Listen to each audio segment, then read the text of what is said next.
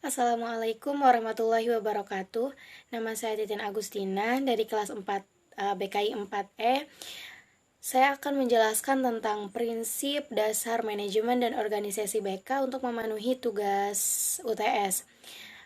Yang pertama, pengertian.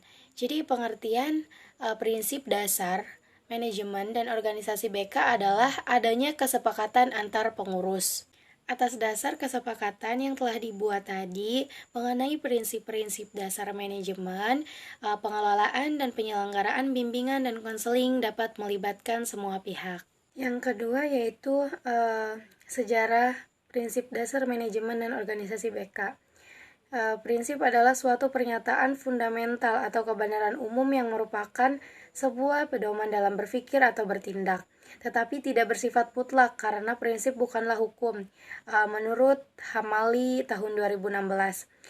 Secara umum, pengertian manajemen adalah ilmu dan seni pembicaraan mengenai perencanaan, pengorganisasian, pengarahan, dan pengawasan terhadap usaha-usaha para anggota organisasi dan penggunaan sumber daya organisasi untuk mencapai tujuan yang telah ditetapkan sebelumnya. Sedangkan organisasi berasal dari kata organon dalam bahasa Yunani yang berarti alat. Organisasi adalah wadah yang memungkinkan masyarakat dapat meraih hasil yang sebelumnya tidak dapat dicapai oleh individu secara sendiri-sendiri. Kebutuhan terhadap organisasi bimbingan konseling ini terlihat dari adanya kepentingan di tingkat sekolah hingga tingkat yang lebih luas lagi atau yang lebih tinggi. Dalam wadah organisasi, tenaga pembimbing pekerja berdasarkan suatu program bimbingan yang direncanakan dan dikelola dengan baik. Yang ketiga adalah aspek prinsip dasar manajemen dan organisasi BK. Yang pertama yaitu organisasi harus mempunyai tujuan yang jelas. Yang kedua, prinsip skala yang hierarki. Yang ketiga yaitu prinsip kesatuan perintah. Yang keempat yaitu prinsip pendelegasian wewenang. Yang kelima, prinsip pertanggungjawaban. Yang keenam, prinsip pembagian pekerjaan. Yang ketujuh, prinsip tentang pengendalian. Yang kedelapan, prinsip fungsional. Yang kesembilan, prinsip pemisahan. Yang ke-10, prinsip keseimbangan. Yang ke-11, prinsip fleksibilitas. Dan yang terakhir yaitu prinsip kepemimpinan. Karena ini adalah organisasi, jadi prinsip kepemimpinan itu sangat penting. Yang keempat yaitu tahapan atau prosedur prinsip dasar manajemen dan organisasi BK. Itu terbagi dua, yang pertama struktur dan yang kedua personal. Struktur itu terbagi 5. Yang pertama yaitu menyeluruh. Mencakup di dalamnya unsur-unsur penting yang terlibat di dalam sebuah satuan pendidikan yang ditujukan bagi optimalnya bimbingan dan konseling. Yang kedua, sederhana. Sederhana ini maksudnya pengambilan keputusan atau kebijaksanaan. Jarak antara pengambilan kebijaksanaan dan pelaksanaannya hendaknya tidak terlampau panjang, jadi singkat. Yang ketiga yaitu luas dan terbuka, maksudnya mudah menerima masukan dan upaya pengembangan yang berguna bagi pelaksanaan dan tugas-tugas organisasi.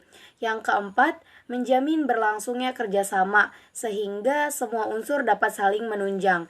Yang terakhir yaitu menjamin terlaksananya pengawasan, penilaian, dan upaya tindak lanjut untuk menindaklanjuti supaya ke tahap berikutnya. Yang kedua yaitu personal.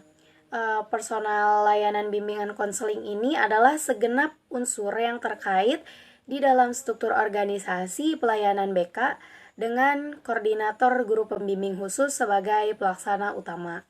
Yang kelima yaitu kelebihan prinsip dasar manajemen dan organisasi BK.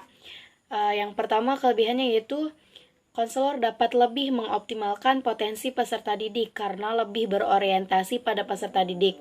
Yang kedua yaitu peserta didik lebih terbuka karena kegiatan yang tidak selalu di dalam kelas. Dan yang ketiga, konselor, peserta didik, dan personel sekolah lebih dituntut untuk berperan dan bertanggung jawab atas kegiatan bimbingan dan konseling.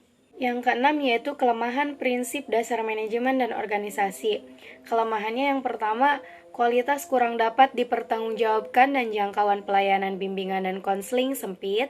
Yang kedua, kontinuitas program bimbingan dan konseling kurang dapat terjamin sebab pelayanan akan dihentikan bila persoalan dianggap selesai. Tanpa adanya program bimbingan dan konseling, konselor kehilangan arah dalam pekerjaannya sehari-hari. Yang ketiga, evaluasi keberhasilan program bimbingan dan konseling sukar dilakukan. Yang keempat, terjadi penentuan prioritas program dalam pembuatan program mana yang didahulukan dan mana yang ditunda. Nah, kekurangan yang lainnya itu adalah ketidakmerataan dari pelayanan bimbingan dan konseling yang diberikan oleh konselor. Hal ini terjadi karena kegiatan bimbingan dan konseling lebih sering dilakukan secara kelompok